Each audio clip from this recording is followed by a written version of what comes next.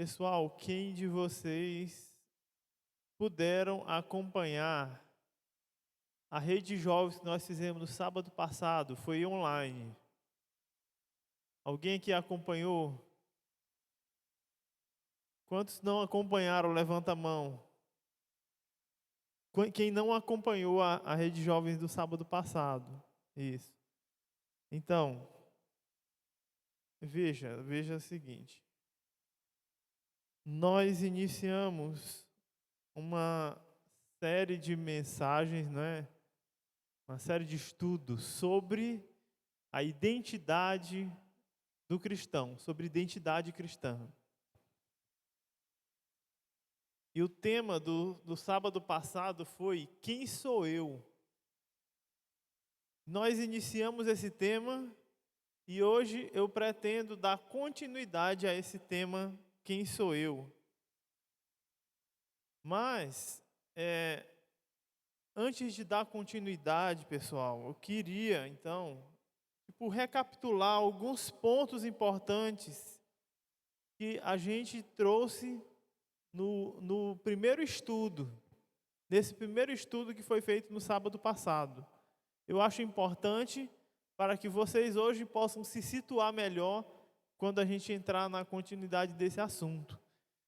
Porque eu entendo que ele é essencial para cada um de nós, para as nossas vidas, entender a nossa identidade, entender quem nós somos. E para a gente se basear sobre esse tema, então eu queria ler com você um texto bíblico no livro de Efésios. É o mesmo texto que a gente leu no sábado passado, Efésios 2, 5 a 9.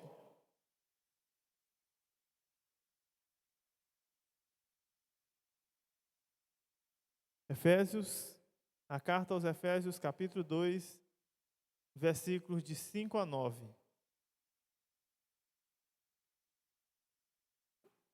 Então você achou, não é? Amém? Diz assim a palavra de Deus: tende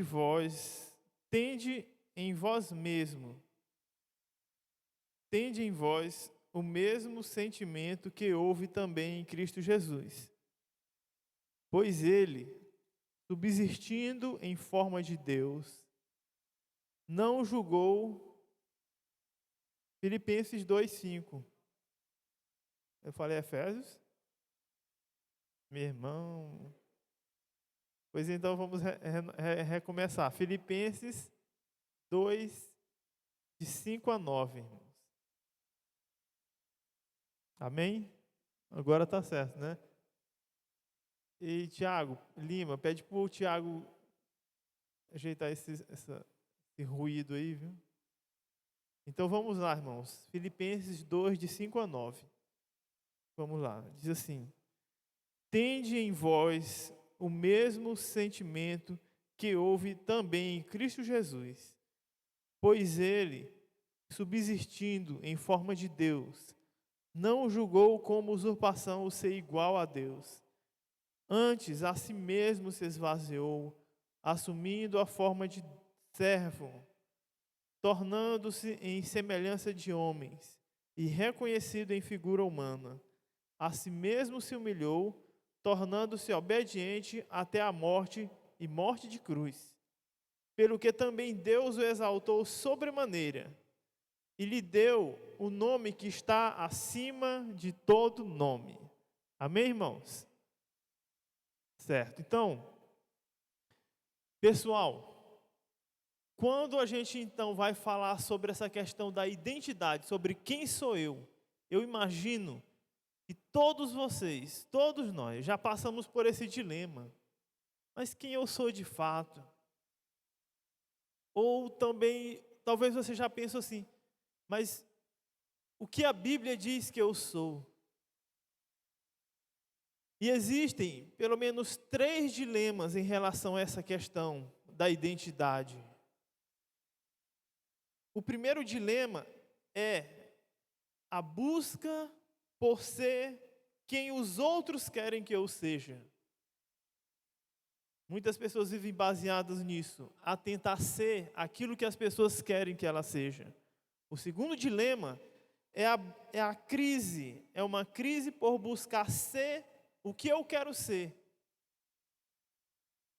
Tentar se conhecer, tentar se identificar. E o terceiro dilema é a necessidade de compreender o que Deus quer que eu seja. Então tem esses 3 dilemas. E entender a identidade do cristão conforme a palavra de Deus é de suma importância para nós vivermos uma vida feliz. Para você ser feliz, logicamente você precisa entender quem você é, mas de acordo com o que a palavra de Deus diz. Mas entenda, vai haver esse conflito. As pessoas vão tentar impor para você uma identidade, para que você seja de acordo com o que elas pensam sobre você. E você mesmo vai lutar consigo mesmo para tentar entender quem você é ou tentar buscar ser quem você deseja ser. E, meus irmãos, à medida que nós vamos caminhando, nós precisamos enxergar na palavra de Deus e entender, né, que por meio da revelação que Deus ele faz de si mesmo na sua palavra, quando Deus se revela, quando Deus se manifesta ao homem, quando Deus se manifesta no mundo, a palavra de Deus ela nos traz uma revelação bíblica sobre quem Deus é, e isso vai nos ajudar a entender de fato quem nós somos. E nós vimos também que pela palavra de Deus, Deus revela a sua natureza. Deus revela a sua identidade através da palavra de Deus. E entenda uma coisa. Eu estou tentando mostrar para vocês aqui que por meio da palavra de Deus a gente pode conhecer a nós mesmos. A gente pode conhecer a nossa identidade. Mas por quê? Porque a palavra de Deus, ela diz que o homem ele foi criado segundo a imagem e a semelhança de Deus. E veja, a palavra de Deus, ela nos revela que Ele, o Senhor, Ele é o Criador. Se Ele é o Criador, nós somos suas criaturas. Então isso já é um ponto acerca da nossa identidade. A palavra de Deus também fala que Ele é o Pai. Ele é o Pai. Logo, nós somos também seus filhos. Então isso já nos revela outra coisa acerca da identidade do cristão. A palavra de Deus também nos fala que Ele é o Senhor. Ele é o Senhor que governa todas as coisas. Logo, nós somos servos. Logo, nós somos servos. Então, veja que olhando para a natureza de Deus, olhando para quem Deus é, para os seus atributos, nós podemos conhecer a nós mesmos, olhando para Deus, olhando para a revelação da sua palavra.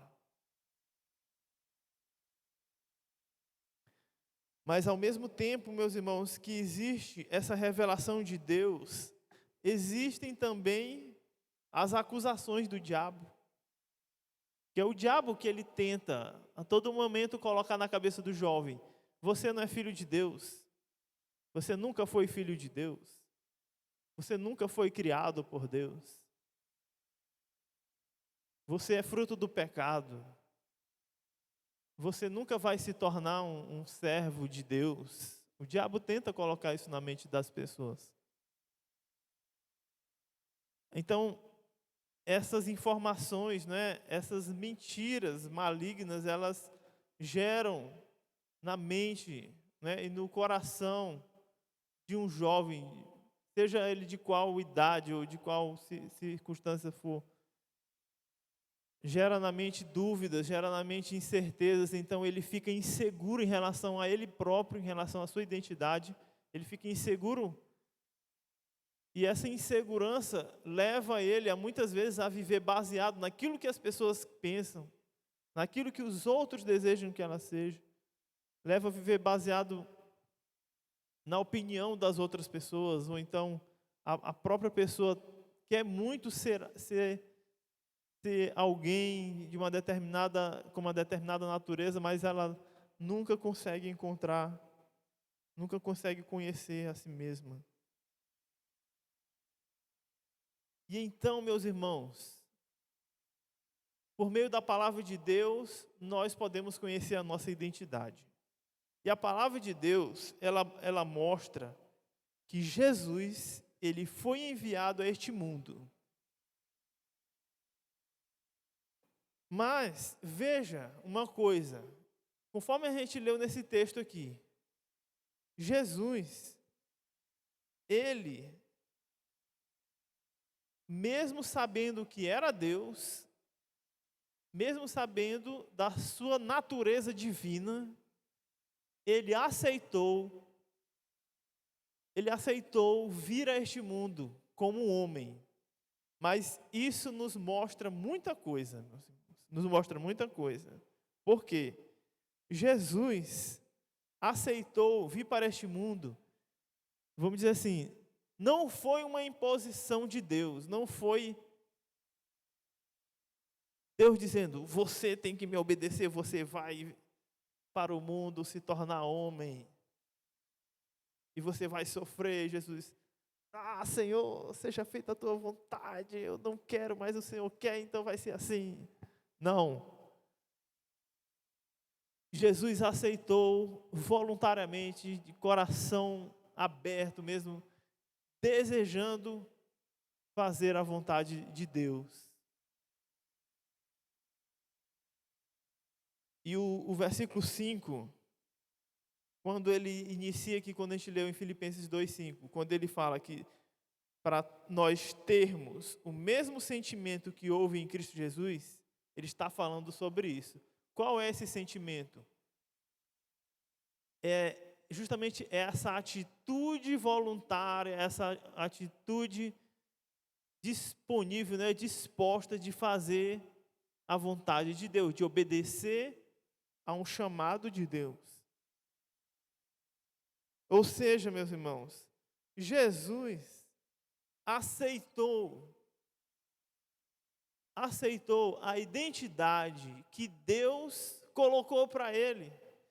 Ele aceitou de forma totalmente voluntária, totalmente livre.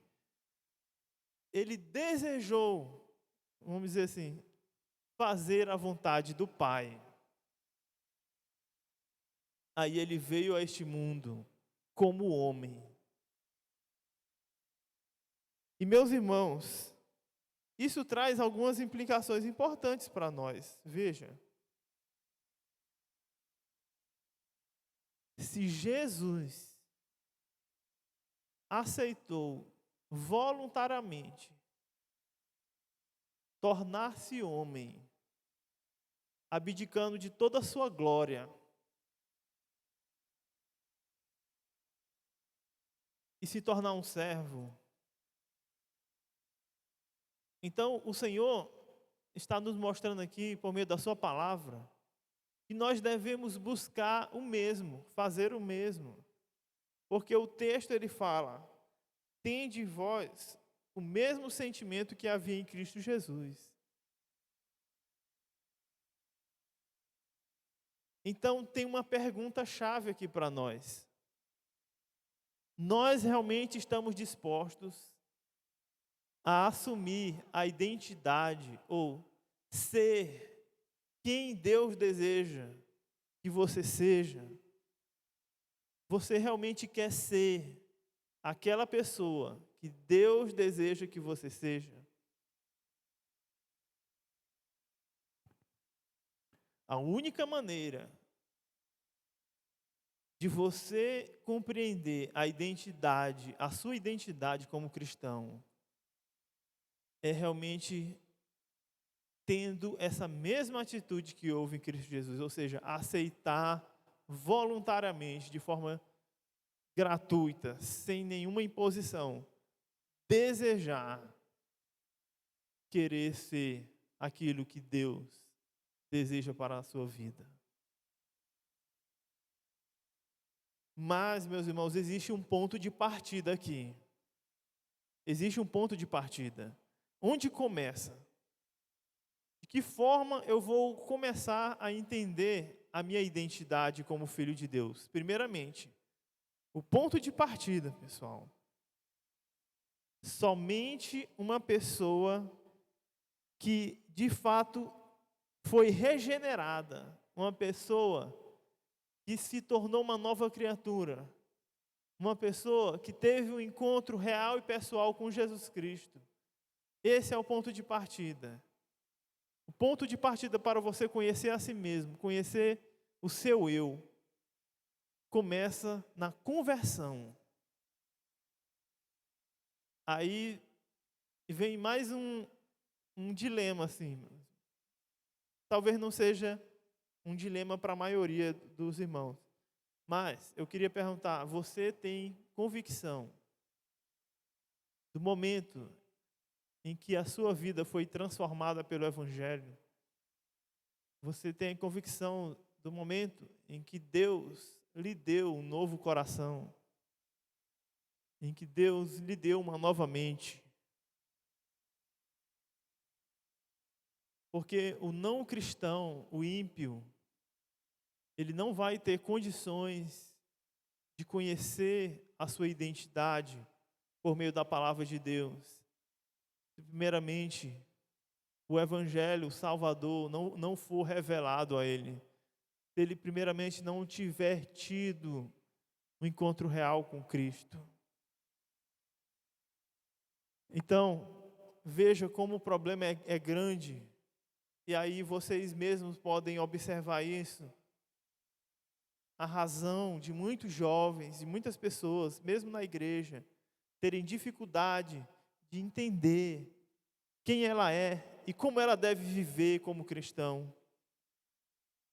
Muito se deve em razão da falta de conhecimento da palavra de Deus, mas também, principalmente, a falta de uma conversão genuína que marca o coração, que muda o coração, que muda a mentalidade. Nós precisamos ter certeza da nossa salvação e de que nós somos realmente, verdadeiramente, filhos de Deus. Porque um filho de Deus, e é outro ponto importante, não é aquele que foi criado por Deus. Aí existe uma diferença aí. E é um ponto doutrinário da nossa confissão de fé. Todo ser humano é uma criatura de Deus, mas nem todos são filhos de Deus. Então, quando o ser humano, quando a pessoa ela se rebela contra Deus, quando ela despreza a palavra de Deus, então ela vai tentar construir a sua identidade pelo mundo, através da influência das pessoas. Vai tentar construir a sua identidade a partir das coisas que ela mesma almeja para si mesma, desconsiderando completamente o que a palavra de Deus diz. Isso é um problema sério. E nós vemos hoje muitos jovens sofrendo, adolescentes e crianças, homens e mulheres sofrendo por causa dessa crise de identidade que a pessoa luta, mas não consegue se identificar. Então, meus irmãos, esse é o ponto que eu queria colocar para vocês hoje, não é? É necessário uma conversão e a certeza de quem você é como filho, né? Ou seja, de quem é seu pai. Por isso eu queria ler com os irmãos alguns textos importantes da palavra de Deus que fala sobre características dos filhos de Deus. Eu queria começar, então, meus irmãos, em João, Evangelho de João, capítulo 1, versículo de 11 a 13. Vamos começar por esse texto. Evangelho de João, capítulo 1, versículos de 11 a 13.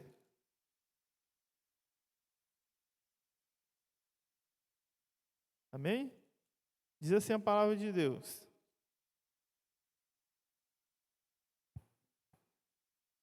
Jesus disse, não é? Veio para o que era seu, e os seus não o receberam. Mas a todos quanto o receberam, deu-lhes o poder de serem feitos filhos de Deus, a saber, aos que creem no seu nome, os quais não nasceram do sangue, nem da vontade da carne, nem da vontade do homem, mas de Deus. Inicialmente, no versículo 11, quando ele fala, veio para o que era seu, ele está falando sobre o mundo, não é? Jesus veio a este mundo. E na continuidade do texto ele fala, mas os seus, já está falando no plural, mas os seus não o receberam.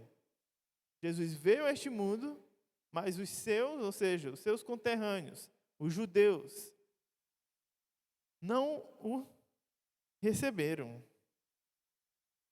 Aí o texto continua dizendo, mas a todos quanto o receberam, deu-lhes o poder de serem feitos filhos de Deus. Então, se tornar filho de Deus não é uma questão de nascimento natural, não é? Não é uma questão de nascimento biológico, vamos dizer assim. Eles se tornaram, não é? Eles se tornaram filhos de Deus, a saber, os que creem no seu nome. Né? Ou seja, se tornar filho de Deus é uma questão espiritual, que envolve a fé e a confiança em Cristo Jesus. Se tornar filho de Deus é uma obra espiritual que Deus ele realiza na vida de uma pessoa. E ela se torna filho de Deus. Mas, em última análise, essa obra espiritual, ela depende da ação de Deus. Depende da ação de Deus. Porque é isso que diz o versículo 13. Ele diz, os quais não nasceram do sangue. Ou seja, se tornar filho de Deus não é questão de nascimento sanguíneo. Não nasceram de sangue, nem da vontade da carne. Não é porque duas pessoas, um casal decidiu, vamos ter filhos de Deus. Não. Nem da vontade do homem, mas de Deus. Como diz a palavra, mas de Deus. Ou seja, meus irmãos, se tornar filho de Deus não depende de mim. Depende de Deus. É a vontade de Deus. Deus cumpre a sua vontade. E uma pessoa se torna filho de Deus.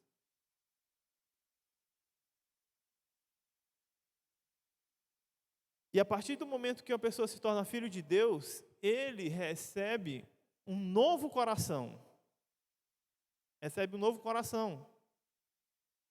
E com esse novo coração, ele passa a viver nesse mundo com um novo estilo de vida. Ou seja, com uma nova identidade. E as provas, vamos dizer assim, as provas concretas de que uma pessoa se torna um filho de Deus, um verdadeiro filho de Deus, meus irmãos, elas se mostram por meio do seu estilo de vida, por meio das suas obras, por meio da sua conduta. É aquela pessoa, né, que vamos dizer assim, que ela deixa para trás as obras pecaminosas, que ela joga mesmo no lixo, aquela vida de pecado, aquela vida de orgulho, aquela vida voltada para satisfazer os próprios desejos, e ela tem inclinações para buscar a Deus, para buscar a sua palavra, para deixar a sua vida ser conduzida pelo Espírito Santo. Esse é um filho de Deus. Esse é um verdadeiro filho de Deus. Aquela pessoa que agora passa a viver não para satisfazer a sua vontade, mas para fazer a vontade de Deus. Esse é um filho de Deus. E tem outro texto aqui que eu queria ler com os irmãos também que apresenta características importantes sobre quem é filho de Deus. Queria ler com vocês agora Romanos, capítulo 8, versículo 14. Romanos 8, abre aí a sua Bíblia, Romanos 8, versículo 14 até o 16.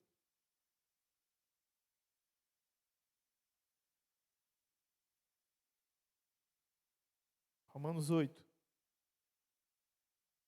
14, diz assim: pois todos os que são guiados pelo Espírito de Deus são filhos de Deus. Amém, irmãos? Versículo 15: porque não recebestes o espírito de escravidão para viverdes outra vez atemorizados, mas recebeste o espírito de adoção, baseados no qual clamamos, Abba, Pai. O próprio Espírito testifica com o nosso espírito que somos filhos de Deus. Amém, irmãos? O próprio Espírito testifica a você, no seu íntimo, que você é filho de Deus.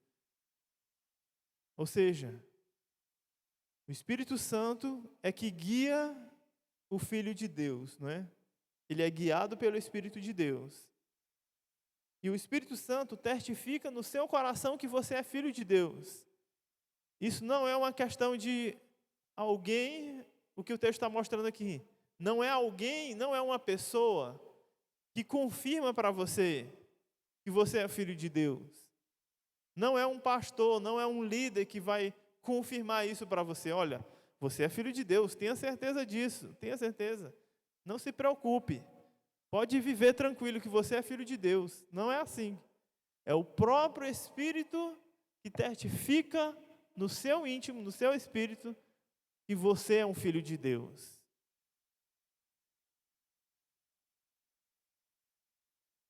É o próprio Espírito que confirma quem você é em Cristo Jesus.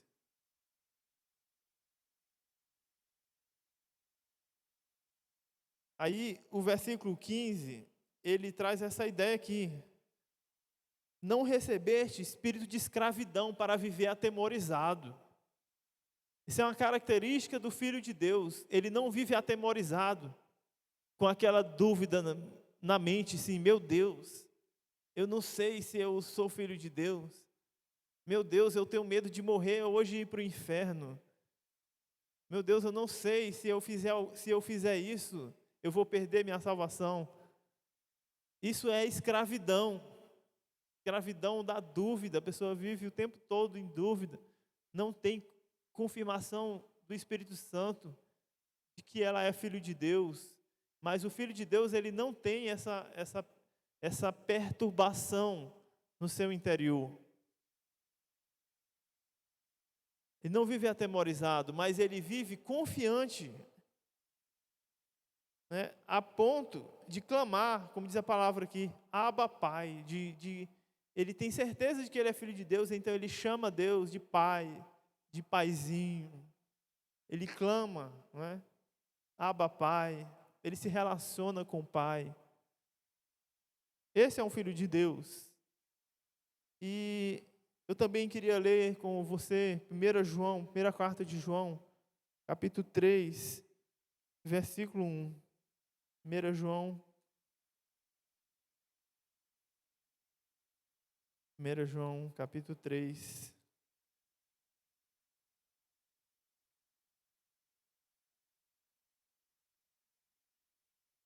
Versículo 1. 1 João 3, 1. Também vai falar sobre os filhos de Deus. Diz assim o texto: vede que grande amor nos tem concedido o Pai, a ponto de sermos chamados filhos de Deus. E de fato somos filhos de Deus. Por essa razão, o mundo não nos conhece, porquanto não o conheceu a Ele mesmo.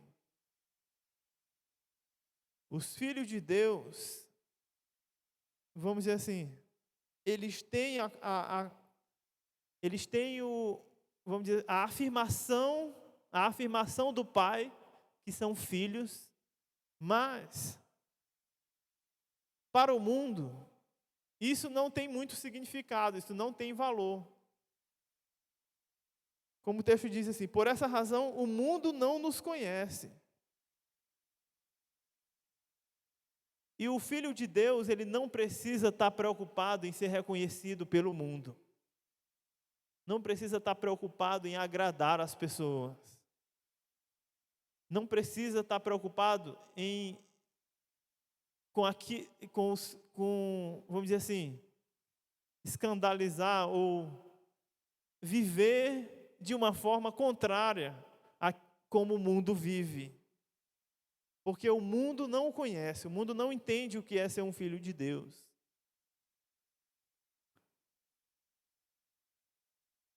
O Filho de Deus, ele passa a viver a sua vida buscando agradar ao Pai, agradar a Deus, fazer a vontade do Pai.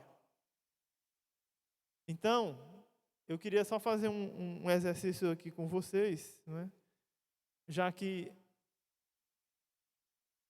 vocês estão de máscara e é ruim de ouvir a voz, eu pergunto, levante a mão, quem tem convicção de que é um filho de Deus? Amém? Glória a Deus, pessoal.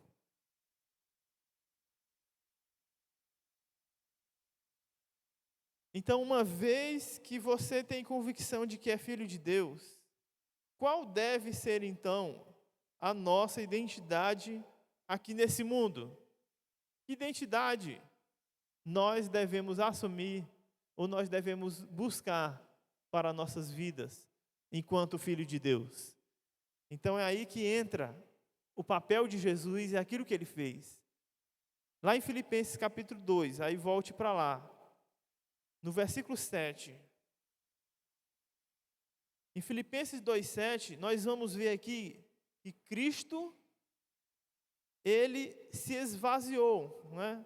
O versículo diz assim, antes, a si mesmo se esvaziou, assumindo a forma de servo, tornando-se em semelhança de homens e reconhecido em figura humana. Pessoal, olha, essa ideia aqui de que ele se esvaziou, ela é muito profunda. Essa renúncia, não é, de Jesus, primeiramente, quando Jesus se tornou homem, ele não estava renunciando à sua divindade. Ele se tornou homem, mas ele continuava sendo Deus. Mas essa renúncia foi uma renúncia de si mesmo. Vamos dizer, foi uma renúncia das suas vontades. Aqui, então, entenda, Jesus está renunciando, Jesus se esvaziou, né? Como o texto fala, ele se esvaziou a si mesmo. Ele se esvaziou dos seus privilégios. Privilégios esses como, por exemplo, a glória celestial. Antes dele vir ao mundo, Jesus era Deus, ele desfrutava de toda a glória celestial, ele desfrutava da presença, do relacionamento contínuo com Deus, ele desfrutava do maior nível de intimidade com Deus. Ele renunciou isso. Quando Jesus veio ao mundo, ele também renunciou, ele se esvaziou, não é? A sua autoridade independente. Ele passou agora, por meio da sua encarnação, ele se submeteu totalmente à vontade do Pai. Jesus também renunciou às suas prerrogativas divinas. Ou seja, ele abdicou, ele renunciou, não é? Abdicou da manifestação voluntária dos seus atributos divinos e submeteu-se à direção do Espírito, né? Ou seja, Jesus, quando se tornou homem, ele abdicou de alguns atributos de Deus. Mas Jesus também renunciou, né, às riquezas eternas quando ele se tornou um homem.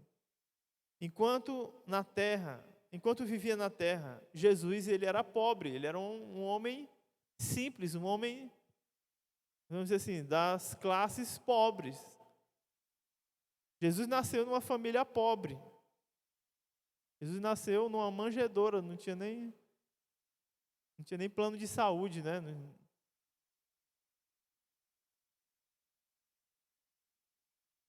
E quando Jesus aceitou se tornar homem, Jesus também abdicou de um relacionamento favorável com Deus. Veja, na cruz, quando ele estava na cruz, ele sentiu a ira do Pai por causa do pecado da humanidade. Jesus sentiu a ira de Deus sobre a sua vida. E o versículo 7 fala que por ele ter se esvaziado e se tornado homem, né? O texto fala, assumiu a forma de servo. Isso é muito importante, esse ponto, pessoal. Ele assumiu a forma de servo. Como um servo verdadeiro, Jesus, com submissão, fez a vontade do Pai. Então veja que a palavra de Deus ela aponta que Jesus, enquanto homem, aceitou assumir a identidade de um servo. A partir disso, a partir dessa compreensão, qual deve ser então a identidade que devemos assumir? A de um servo. E o que um servo faz? Um servo obedece. O que Jesus fez? Aceitou ser um servo e aceitou a viver de acordo com a vontade do Pai. Meus irmãos,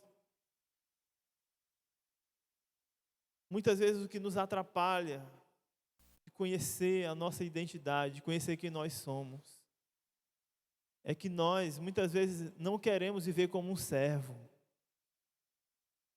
Queremos viver como Deus. Queremos que Deus faça aquilo que nós desejamos. Nós queremos que Deus satisfaça os nossos desejos. Muitas vezes a pessoa, ela está servindo a Deus, mas não é por uma vontade, um desejo de agradar a Deus, mas é de almejar ou alcançar uma bênção, alcançar uma vitória.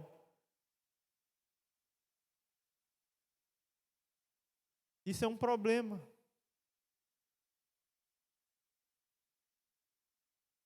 Então, meu irmão, a identidade do cristão, ela tem um significado de viver a vida aqui neste mundo como servo, da mesma forma que Jesus agiu, né? Ele, quando se tornou homem, assumiu a identidade de um servo.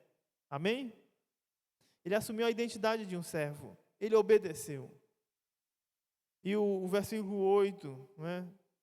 Ele também fala, a si mesmo se humilhou. Veja, pessoal, o versículo 8 diz que ele se humilhou, tornando-se obediente até a morte e morte de cruz. Muitas pessoas pensam que a humilhação que Jesus sofreu foi quando ele estava na cruz, mas não. A humilhação de Jesus começa a partir do momento em que ele aceitou se tornar um homem e nascer no ventre de uma mulher. A humilhação de Jesus começa daí. Quando ele aceitou nascer de uma mulher, como um homem comum. Toda a sua vida aqui neste mundo foi uma vida de humilhação. E a cruz foi o ápice. A cruz foi o ápice da sua humilhação. E quando Jesus aceitou, não é, a cruz, ele tomou para si todo o peso, não é, ele tomou para si toda a responsabilidade pelo pecado do homem. Então isso fala sobre obediência, fala sobre ser um servo, meus irmãos. E eu quero, com isso, dizer para você que, ou seja, ser um filho de Deus, ser um servo, isso não é brincadeira, é uma questão muito séria. Isso envolve um compromisso, isso envolve realmente uma dedicação a obedecer a Deus. Assumir a identidade de um cristão, ou seja, ser aquilo que Deus quer que eu seja, implica em renunciar àquilo que eu quero ser. Você renuncia quem você deseja como pessoa ser. Porque muitas vezes aquilo que nós queremos ser não é o que Deus quer que nós sejamos. Implica em renunciar às minhas vontades. Em outras palavras, implica em renunciar ao meu próprio senhorio sobre a minha vida. Ser um servo, meu irmão, significa você abdicar do controle da sua própria vida e entregar ao senhorio de Cristo.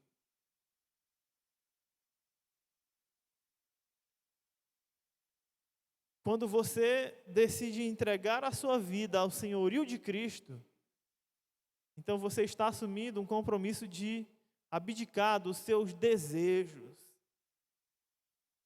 dos desejos que não correspondem com o desejo de Deus. E todo esse processo, meu irmão, esse processo implica luta, ele envolve guerra interior. Eu sei que durante a vida, durante a nossa vida, a gente sofre com isso. A gente sofre com essa luta. Essa luta não é brincadeira, não é fácil. Não é fácil sujeitar as nossas vontades. Não é fácil ser o servo que Deus deseja que nós sejamos.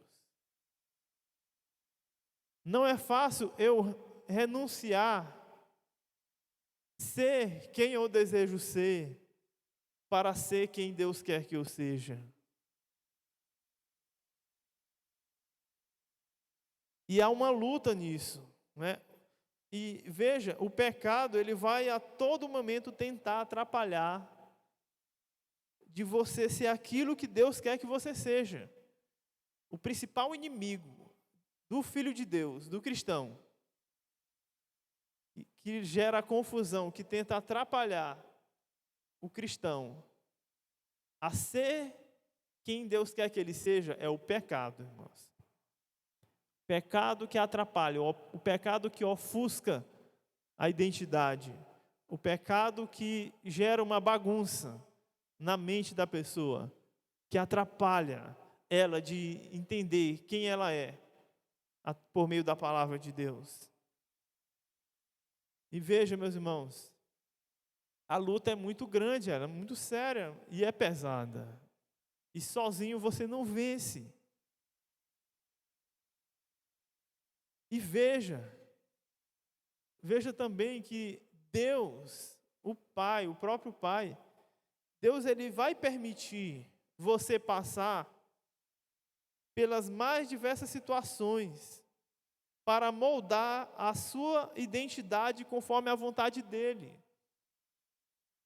Deus vai permitir você passar por aflição. Deus vai permitir você chorar por causa das consequências do pecado. Deus vai colocar o seu dedo na sua ferida. Deus vai mostrar quem você é, o que você precisa mudar. Deus vai permitir você passar por experiências, vamos dizer assim, experiências duras, mas experiências importantes para você realmente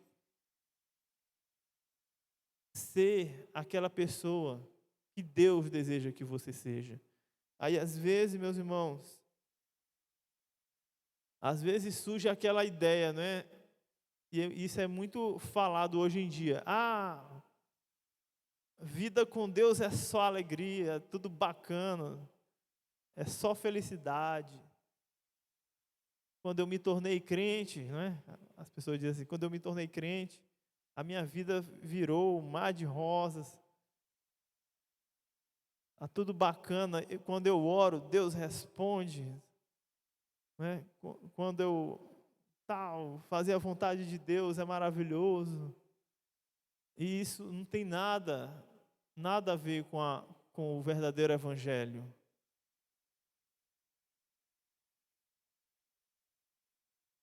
E a gente vive hoje nesse meio em que há essa pregação do evangelho sem renúncia, do evangelho sem dor, do evangelho sem lágrima, do evangelho voltado apenas para satisfazer os próprios desejos.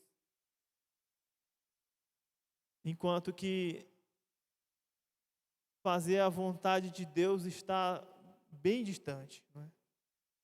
E fazer a vontade de Deus, pessoal, não é fácil, não é aquele relacionamento assim maravilhoso. Nossa, é maravilhoso fazer a vontade de Deus, é muito, muito bom. Não tem sofrimento, não tem tristeza, não tem nada a ver. Fazer a vontade de Deus, ser um servo, implica em luta, em guerra espiritual, guerra interior. Luta intensa, meus irmãos. Não sei se vocês já passaram por isso, por esses dilemas na mente. Meu Deus, porque eu tento fazer como a palavra diz, mas não consigo. Não sei se vocês já passaram por isso. O pecado, então, é a razão de querermos ser aquilo que os outros querem que sejamos. O pecado que gera esse orgulho. O pecado que gera, vamos dizer assim, essa autopreservação da imagem, né? Para ser aquilo que as pessoas querem que ela seja. E para ser aquilo que ela mesma deseja ser. O pecado é a pedra de tropeço para o cristão ser aquilo que o Senhor quer que ele seja.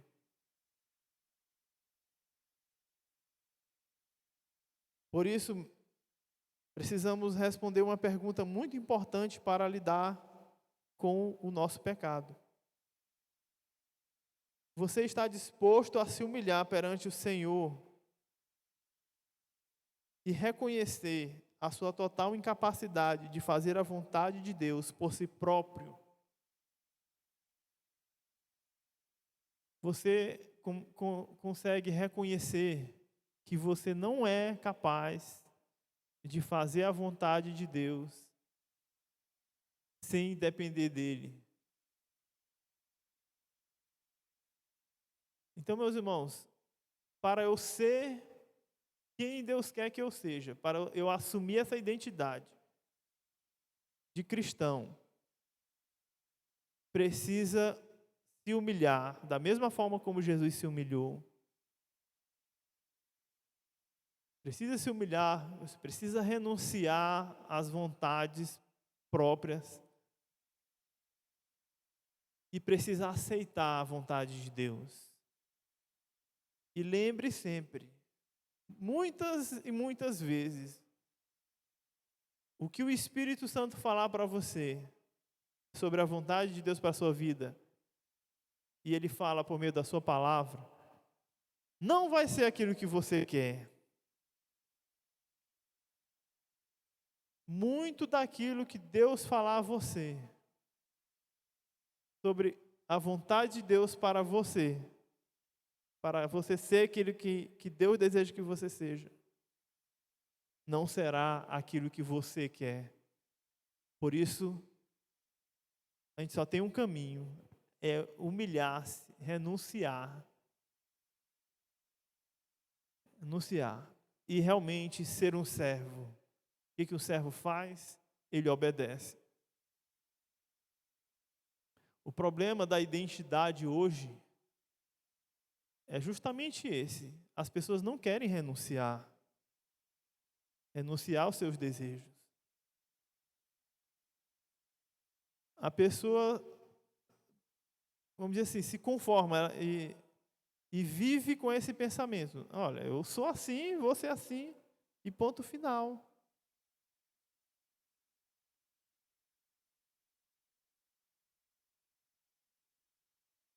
Dessa forma, essa pessoa nunca vai conseguir ter a compreensão espiritual sobre quem ela de fato é. E o diabo vai trabalhar justamente nesse ponto, impedindo, por meio do pecado, que a pessoa renuncie, se humilhe, aceite aquilo que Deus deseja para a vida dela. Amém, irmãos? Amém. Glória a Deus. Eu quero que você coloque de pé, nós vamos orar. Eu quero pedir a cada irmão, você que está aqui hoje, que você, meu irmão, lute. Que você lute. Eu não sei quais são os desejos que lhe afligem. Eu não sei quais são as coisas que lhe afligem, que lhe trazem dúvida. Eu não sei o que lhe perturba. Mas eu quero dizer para você, você pode viver uma vida feliz. Pode sim. Mas é preciso, meu irmão, deixar Deus lhe conduzir por esse processo de transformação interior, de levar você a entender aquilo que precisa ser deixado, qualquer atitude que precisa ser abandonada, qualquer estilo de vida que não corresponde a um verdadeiro filho de Deus.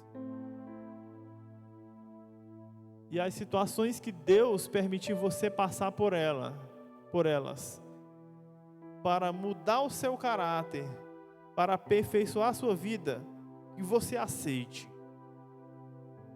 Pela graça de Deus, o Senhor já me permitiu passar por situações que me envergonharam, por situações nas quais eu estava caminhando para um estilo de vida mais parecido com o mundo do que parecido com Cristo. Aí Deus me fez passar por situações que me envergonharam, para eu perceber, para eu reconhecer o meu erro e me humilhar e aceitar o plano de Deus, aceitar a vontade de Deus para a minha vida. E se você, meu irmão, é um filho de Deus, o Espírito Santo, Ele vai te falar, Ele vai te guiar. Ele vai te guiar a fazer a vontade de Deus. Ele vai te guiar a você ser a pessoa que Deus deseja que você seja. Amém? Então vamos orar. Vamos colocar nossas vidas diante do Senhor. Nosso Deus, nosso Pai, Senhor, nós te agradecemos pela Tua palavra. Te Te agradecemos por esse momento especial aqui juntos. Que hoje, Senhor, cada pessoa possa compreender que ela foi chamada para ser um servo. Ela foi chamada não para viver de acordo com a sua vontade, mas para aceitar totalmente os planos de Deus para a sua vida. Ó Deus, que o Senhor a cada dia esteja falando aos nossos corações através do Teu Santo Espírito, e que nós venhamos ouvir somente a Tua voz. Nós não venhamos ficar preocupados em ser aquilo que as pessoas querem que nós sejamos. Que nós não venhamos ficar baseados na opinião dos outros. Não venhamos conduzir a nossa vida para agradar as outras pessoas, mas nós venhamos viver para fazer a vontade do Senhor, para ser a pessoa que o Senhor deseja que nós sejamos, para que nós, Senhor, Deus, possamos realmente ser aqui nesse mundo os filhos de Deus que testificam sobre o poder de Deus. Ó Senhor, continua, ó Deus, a fortalecer a vida de cada jovem, de cada pessoa, e que cada um de nós aqui possamos perseverar na obediência, no compromisso com o Senhor. Obrigado por mais esse momento, e abençoa os próximos que nós tivermos juntos. Que a Tua palavra continue, Senhor, a moldar a vida de cada um de nós. Nós te agradecemos e te louvamos por isso. Em nome de Jesus. Amém.